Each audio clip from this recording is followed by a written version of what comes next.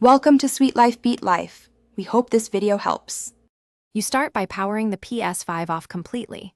Hold the power button until you hear 2 beeps, which ensures true shutdown.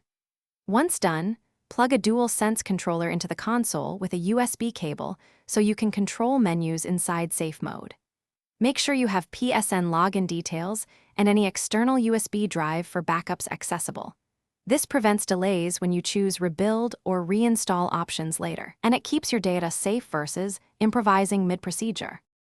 You now pick the right safe mode option. Start with Rebuild Database because it reindexes files and often fixes crashes without deleting data. If the screen is blank or flickering, use Change Resolution so the Ps5 outputs a compatible signal, then test the normal boot. If system software seems corrupted, choose Update System Software from USB or Internet.